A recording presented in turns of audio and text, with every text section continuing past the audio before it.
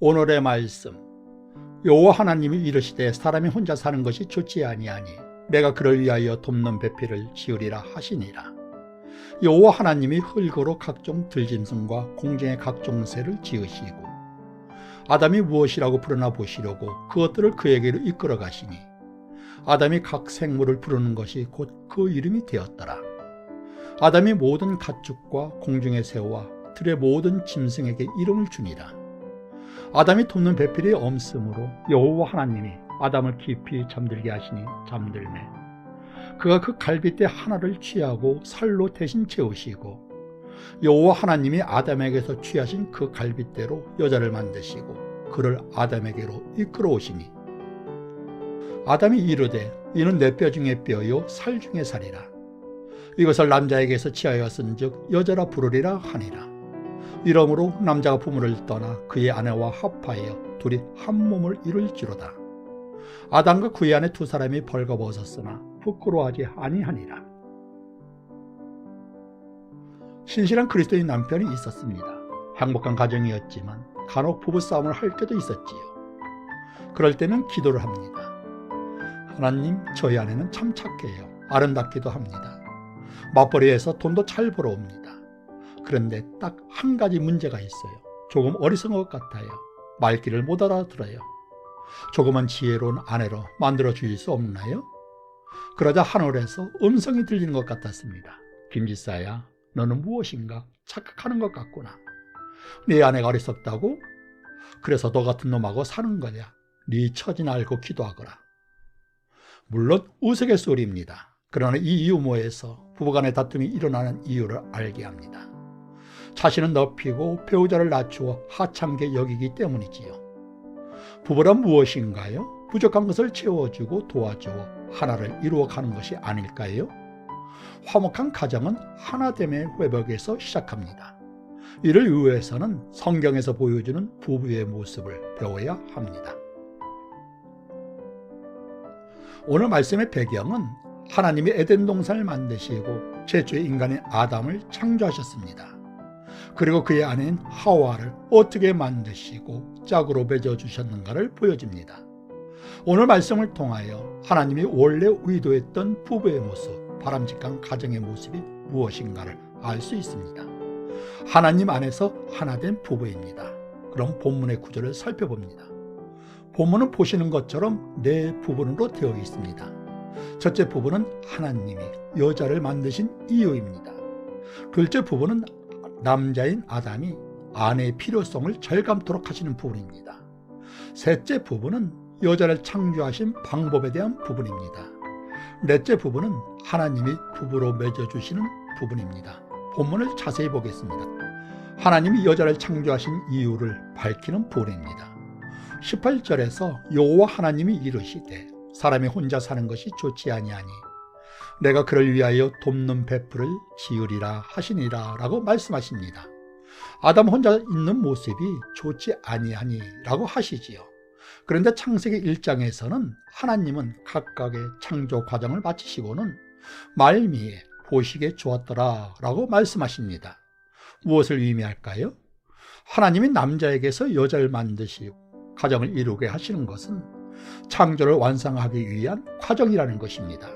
가정을 하나님이 만드신 최초의 사회제도이지요. 둘째 부분은 남자로 하여금 여자가 필요함을 절실히 느끼게 하는 부분입니다. 아무리 귀한 것이라도 내가 그 필요성을 느끼지 못하면 소용이 없는 것입니다. 하나님은 남자에게서 여자를 짝으로 만들어 주시기 전에 배우자의 필요성을 느끼도록 하십니다. 이를 위해 짐승들을 아담 앞에 나오게 하십니다. 하나님을 대리하여 관리하고 다스리도록 하기 위한 것이지요. 이를 위해 아담은 먼저 짐승들의 이름을 지어줍니다. 그런데 아담은 무엇을 깨달았을까요? 각자 짝을 지어 손을 잡고 나오는 짐승들을 보면서 자신도 짝이 필요하다는 것을 깨달았을 것입니다. 그리고 하나님을 바라보면서 하나님, 왜 저는 혼자이어야 하지요? 라고 하지 않았을까요? 셋째 부분은 하나님이 구체적으로 남자의 짝을 만들어가는 과정입니다. 하나님은 아담의 짝인 여자를 특별하게 만드십니다. 재료가 남다릅니다. 남자는 흙에서 만들었습니다. 그러나 여자는 특별한 재료를 사용했습니다. 남자의 가장 중요한 갈빗대를 뽑아서 그것으로 여자를 만들었으니까요. 갈빗대는 남자의 심장과 허파 등 속을 보호하고 지지하는 역할을 합니다. 갈빗대를 만든 여자 역시 혼자 있으면 뼈다귀에 불과합니다. 남자에게 붙어있을 때 소중하게 쓰임받고 보호도 받게 되지요. 이 모습을 통해 남자와 여자는 기능상의 차이는 있으나 서로 동등하며 또 하나로 합쳐질 때 온전한 한 몸이 된다는 것을 보여줍니다. 넷째 부분은 하나님이 남자와 여자를 짝으로 맺어주시는 모습입니다. 깊은 잠에서 깨어난 남자는 하나님의 손을 잡고 나오는 여자의 모습을 봅니다. 아름다우면서도 그동안 찾던 짝이라는 것을 알게 되지요. 그래서 아담이 내 뼈 중에 뼈요 살 중에 살이라 라며 찬사를 아끼지 않습니다. 이어서 하나님이 혼인을 직접 주관하면서 주례사를 하시는 모습이 나옵니다. 이러므로 남자가 부모를 떠나 그의 아내와 합하여 둘이 한 몸을 이룰지로다 라고 하십니다.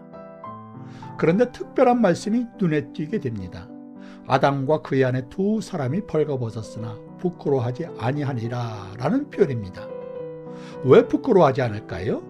이를 칼빈은 아담은 자기 아내를 하나의 거울로 삼아 그 여자 안에서 자기 자신을 인정하라고 교훈을 받았다라고 설명합니다.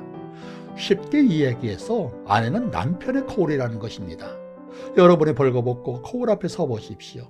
거울에 비친 자신의 모습을 부끄러워하는 사람이 있을까요? 없지요. 부부는 서로에게 거울이기에 부끄러움이 없다는 것입니다. 서로가 한 몸인 것을 은연중에 강조하며 말씀하고 있지요. 이제 본문에서 주시는 교훈을 살펴봅니다. 첫째, 부부는 창조의 한 부분이며 언약의 중심입니다. 부부는 하나님이 천생연분으로 맺어주시어 창조를 완성하려는 하나님의 작품이라는 것입니다. 그러므로 상대방에 대하여 불평하는 것은 하나님에게 불평하는 것과 같습니다. 불평하기보다 어떻게 상대방에게 맞추어 안성맞춤이 되게 할 것인가를 고민해야겠지요. 하나님이 남자와 여자를 결혼하여 한 가정을 이루도록 하는 것은 언약을 이루시는 과정이기도 합니다. 하나님은 인간을 창조하시면서 생육하고 번성하며 땅에 충만하도록 하는 복을 주셨습니다. 이런 언약을 이루기 위해서는 남자와 여자가 합하여 부부가 되어야 합니다. 둘째로, 부부가 가정을 이루는 기반이 무엇인가 하는 부분입니다. 믿음과 신뢰가 되어야 합니다. 흔히들 말합니다. 사랑해서 결혼한다고. 그럼 사랑이 없어지면 또 다른 사랑을 찾아 헤어져야 할까요? 현대 사회에서 이혼이 유행병처럼 번지는 이유의 하나로 사랑만이 가정의 전부라고 생각하기 때문입니다. 사랑은 감정에 불과합니다. 오래 지속하지 못합니다. 결혼한 사람은 모두 알고 있는 비밀입니다. 사랑은 결혼에 이르게 하는 출입구에 불과합니다. 출입구를 열고 가정 안에 들어가면 다른 것이 가정의 기초가 되어야 합니다. 서로에 대한 믿음과 신뢰이지요. 평생을 동반자요 배우자를 여기고 기쁠 때나 슬플 때나 함께 하겠다는 약속이 있습니다. 약속에 대한 믿음과 신뢰가 결혼의 기반이 되어야 합니다. 하나님이 증인이 되시지요. 셋째로, 아내는 남편을 대신하여 남편을 돕는 배필이라는 점입니다. 성경에서 아내를 돕는 배필로 표현합니다. 이 단어를 잘못 생각하여 가사도우미 정도로 생각하는 사람이 있습니다. 그렇지 않습니다. 20절에서 나오는 돕는 배필은 히브리 언어로 에제르가 됩니다. 도와주는 이라는 뜻입니다. 이 단어가 성경에서는 하나님이 사람을 도와주실 때 사용하는 단어입니다. 예로 사무엘상 7장 12절에서 이스라엘이 대적자 블레셋을 물리치고 하나님을 향하여 무엇이라고 했나요? 에베네셀의 하나님이라고 했지요. 하나님이 여기까지 도우셨다는 뜻이지요. 하나님이 돕는 배필로 에즈러라는 단어를 사용하신 것은 아내가 단순히 집에서 살림이나 하는 도우미 정도가 아니라는 것입니다. 하나님을 대신하여 남편을 도와주도록 여자를 창조하셨다는 것입니다. 남편에게 아내가 얼마나 소중한 존재인지를 알 수 있지요. 그렇다면 이스라엘 사람들이 하나님을 향해 에베네셀의 하나님으로 부른 것처럼 세상의 남편도 아내를 향하여 에베네셀의 아내요 라고 불러야 하지 않을까요?